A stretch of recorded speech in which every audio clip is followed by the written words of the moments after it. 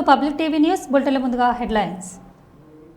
Nandyal check post సమీపంలో రెడ్డిగారి విందు రెస్టారెంట్ కేఫే చాట్ ప్రారంభం.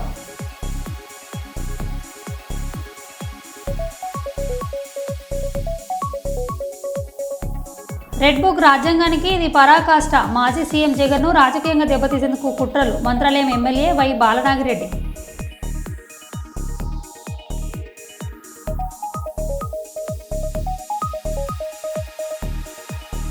రామగుండం శాసనసభ్యులు ఎంఎస్ రాజ్ ఠాకూర్ గారి ఆగ్రహం.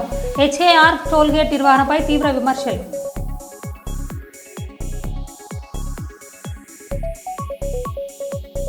పారిశ్రామిక ప్రాంత నిరుద్యోగ యువతకు ఉపాధి కల్పించాలనే సంకల్పంతో సింగరేణి సంస్థ మెగా జాబ్ మేళా.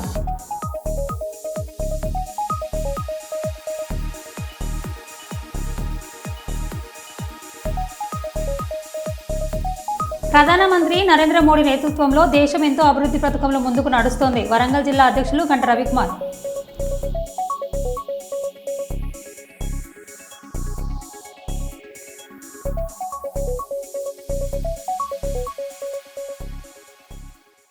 ఇక వివరాలకు వెళ్తే, చెన్నూరు ఎమ్మెల్యే క్యాంపు కార్యాలయంలో కాంగ్రెస్ పార్టీ సంస్థాగత ఎన్నికల సమావేశంలో కాంగ్రెస్ నాయకుల మధ్య స్వల్ప సంఘర్షణ చోటు చేసుకుంది. పీసీసీ మెంబర్ రఘునాథ్ రెడ్డికి మాజీ జెడ్పీఎస్ చైర్మన్ రాజిరెడ్డి వర్గానికి మధ్య తీవ్ర వాగ్వాదం జరిగింది. ఒకరినొకరు వ్యక్తిగతంగా దూషించుకున్నట్టు గొడవకు దిగారు. ఘటనా స్థలానికి చేరుకున్న పోలీసులు ఇరు వర్గాలను శాంతింపజేశారు.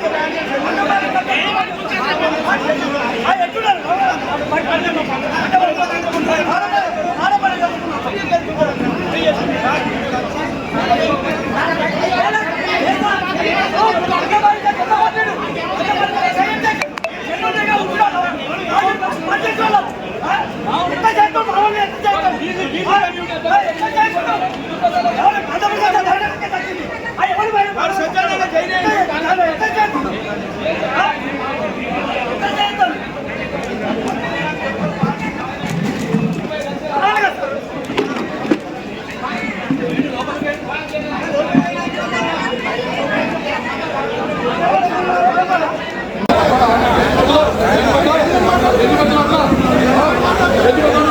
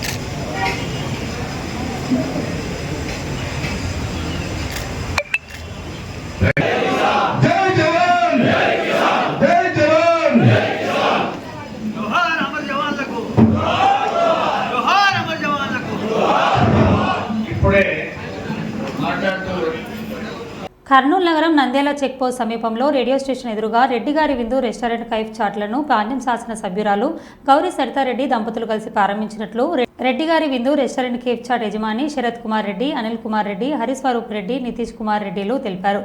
రెడ్డిగారి విందు రెస్టారెంట్ కేఫే చాట్ ఆహ్లాదకరమైన వాతావరణంలో ఎలాంటి కలర్స్ కు తావు లేకుండా రుచికరమైన వంటలతో రెడ్డిగారి విందు రెస్టారెంట్ కేఫే చాట్లు ప్రారంభించడం జరిగింది.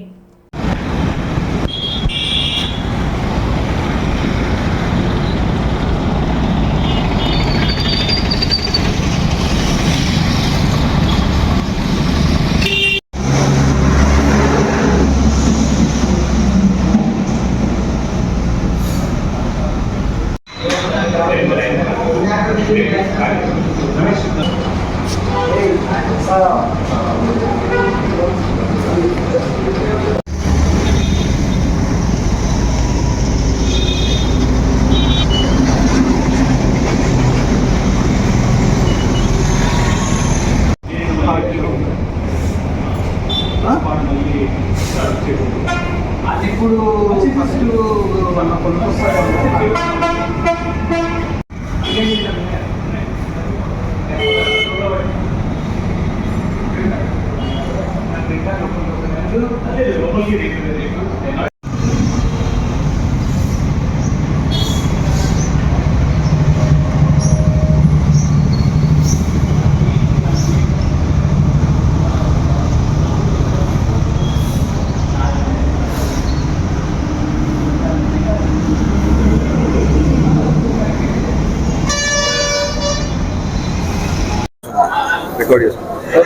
Hello Karnulians, a new restaurant has been opened near Nandyal Checkpost, which called Reddigari Vindu, which is authentic food of Reddy Homes household.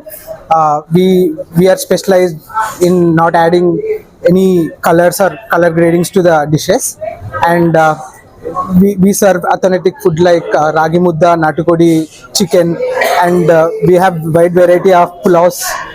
Chicken pulao, half kg chicken pulao, kg chicken pulao, mutton pulao, keema pulao. We are famous for pulaos and natukodi pulsu and authentic Telugu food. Yeah, thank you. My good name is Nitish. I am one of his cousins, which was owned like this restaurant owner's cousin. I am one of his cousins. వీటన్నిటిలోకి important విషయం ఏమంటే మేము ఎటువంటి food colours food alteration చేయట్లేదు.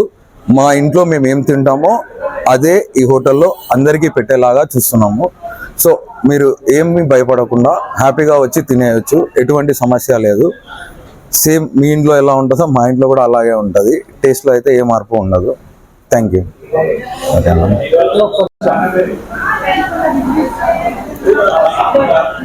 కర్నూలు నగర ప్రజలకు నమస్కారం.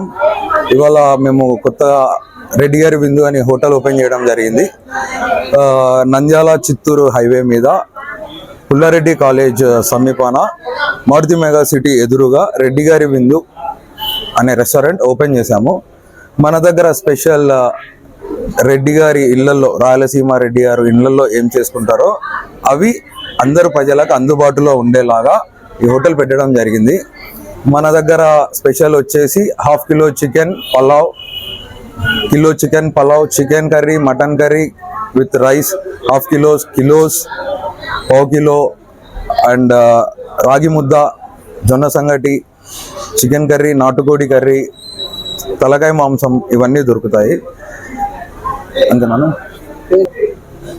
పేద మధ్యతరగతి అందరూ వచ్చి ప్రశాంతంగా తిని బిల్లు గురించి ఆలోచించకుండా హ్యాపీగా తిని వెళ్ళిపోయేలాంటి మీడియం రేంజ్ ప్రైజెస్లోనే ఉన్నాయి. అందరూ ఖచ్చితంగా టైం చూసుకొని మా హోటల్కి వచ్చి మమ్మల్ని బ్లెస్ చేయాల్సిందిగా కోరుతున్నాము.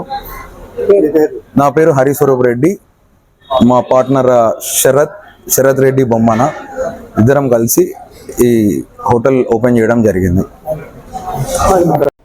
శ్రీకాకుళం జిల్లా టెక్కెల్ టౌన్ ఎన్టీఆర్ కాలనీ పెద్దవీధి స్కూల్ సమీపంలో మెయిన్ కాలువ గత కొన్ని సంవత్సరాలుగా మురికి పట్టి నిల్వ ఉండడం వల్ల కొద్దిపాటి వర్షానికి రోడ్డుపై వరదలుగా ప్రవహిస్తున్న మురికి వ్యర్థాలు సంబంధిత అధికారులకు పలుమార్లు తెలియజేసి రికార్డు బుక్లో కూడా నమోదు చేయించినప్పటికీ ఎటువంటి చర్యలు లేనటువంటివి స్వచ్ఛ భారత్ జిల్లా కన్వీనర్ లింగరాజు చిట్టిబారికి ఆందోళన వ్యక్తం చేశారు. ప్రజలలో నిత్యం రద్దీగా ఉండే జంక్షన్ అయిన ప్రజల ఆరోగ్యంపై కంటికి రెప్పలా చూసుకున్న సంబంధిత అధికారులే ఇంత చిన్న చూపు చూస్తే చాలా దారుణం. ఇప్పటికైనా పంచాయతీపై అధికారులు తక్షణమే స్పందించి కాలువలో ఉన్న మురికి వ్యర్థాలను మట్టిని తక్షణమే తొలగించి పేద కాలనీ వాసులకు అంటువ్యాధులు బారిలో పడకుండా తగు న్యాయం చేయాలని ప్రజలు డిమాండ్ చేస్తున్నారు.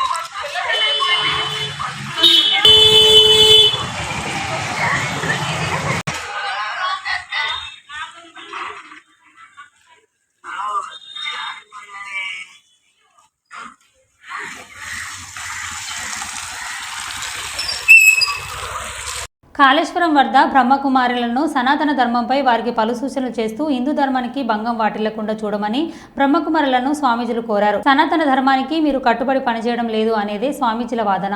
ఎవరు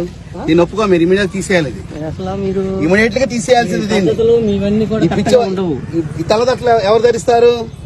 తెల్లబట్టలు ఎవరు ధరిస్తారు? వాళ్ళు ఇంక మొహాన్ని బొట్టన పెట్టినారు. మన దాదీలు కొంతమంది అది కూడా పెట్టుకోవట్లేదు.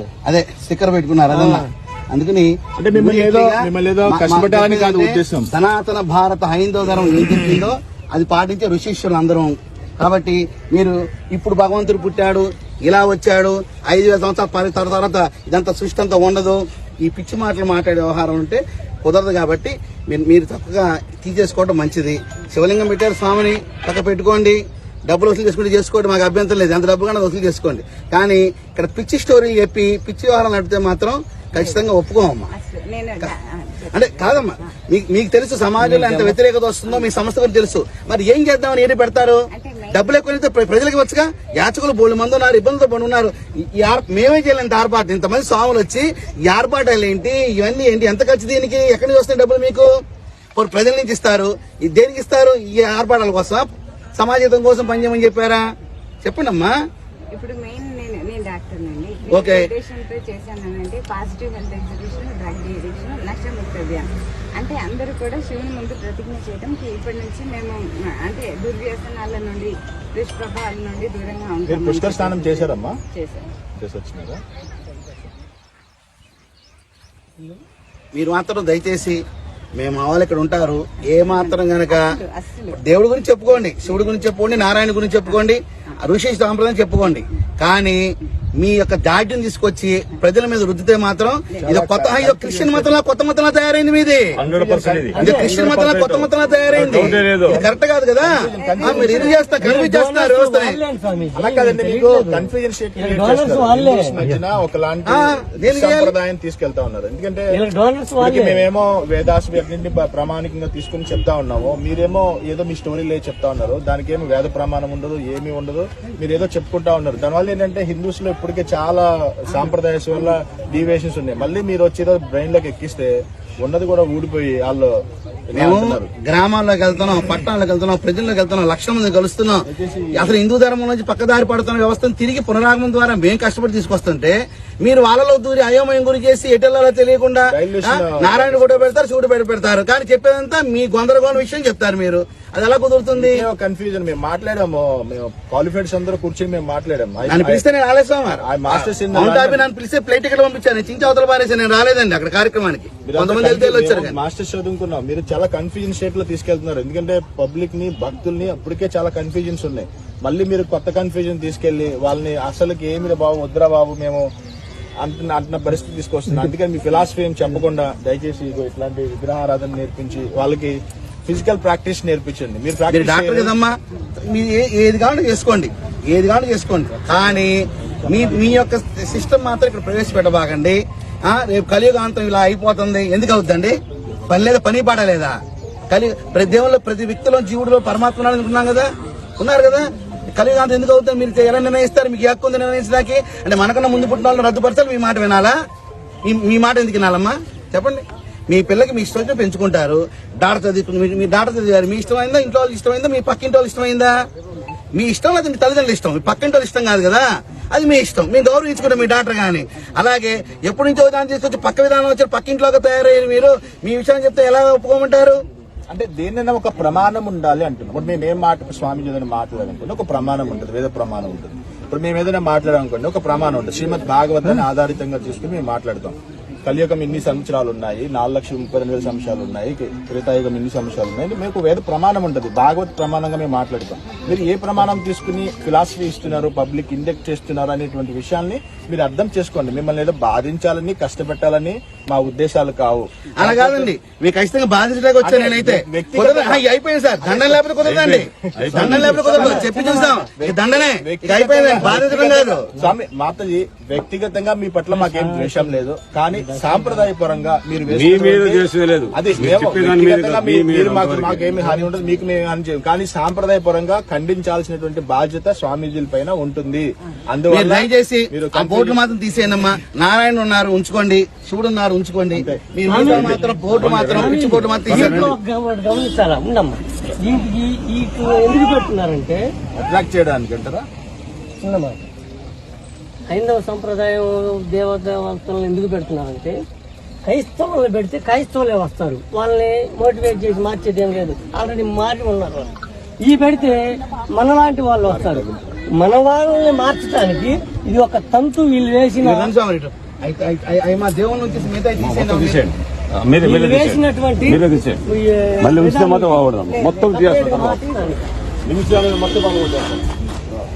మనిషి వస్తారమ్మా.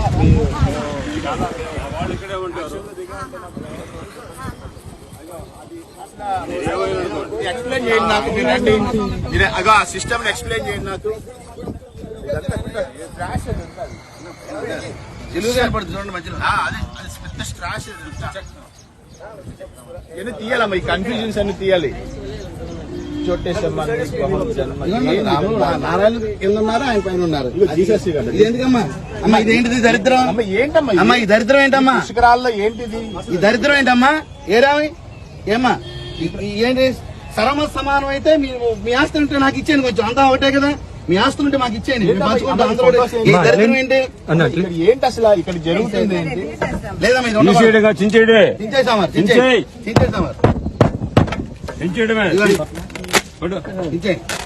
దరిద్రం ఉండకూడదు.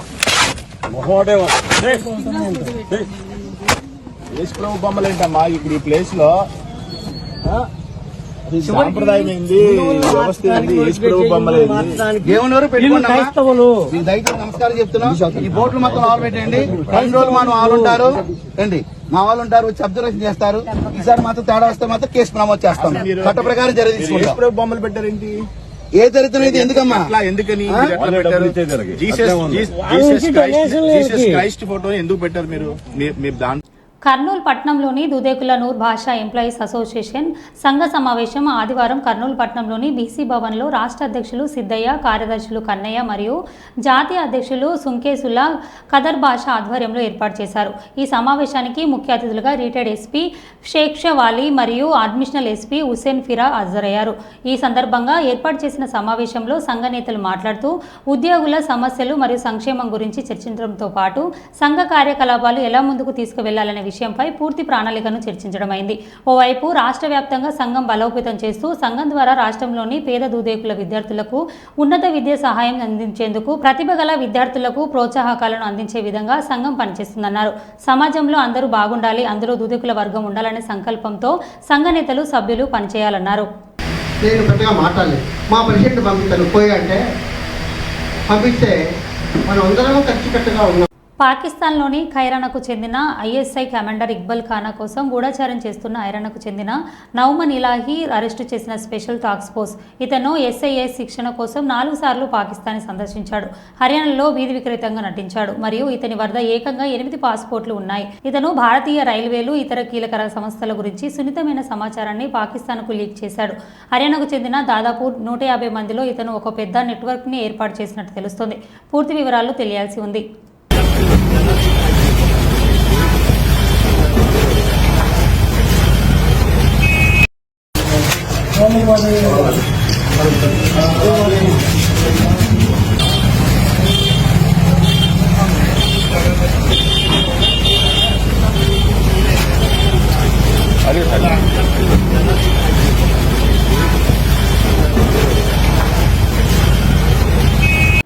మదనపల్లిలో జరిగిన హనుమానోత్సవ యాత్రపై పోలీసులు విచక్షణ రహితంగా లాఠీచార్జ్ చేయడం జరిగింది. ఈ ఘటన పట్ల భక్తులు తీవ్ర నిరసన వ్యక్తం చేశారు. ఈ ఘటన పట్ల పలు హిందూ సంఘాలు కూడా వాటి ఆశ్చర్యాన్ని, అభ్యంతరాన్ని వ్యక్తం చేశాయి.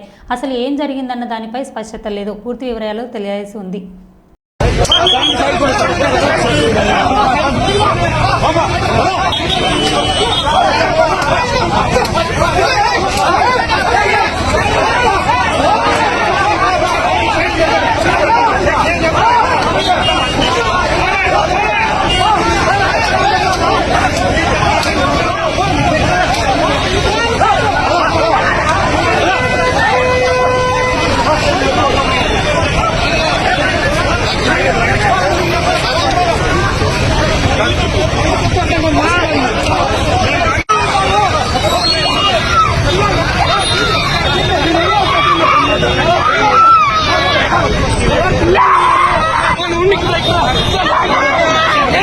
విజయనగరం జిల్లా గిరివీడిలో జరుగుతున్న ఒక వివాహ వేడుకల్లో ఊరేగింపులో జగనన్న సాంగుతో దుమ్మురేపుతున్న అభిమానులు.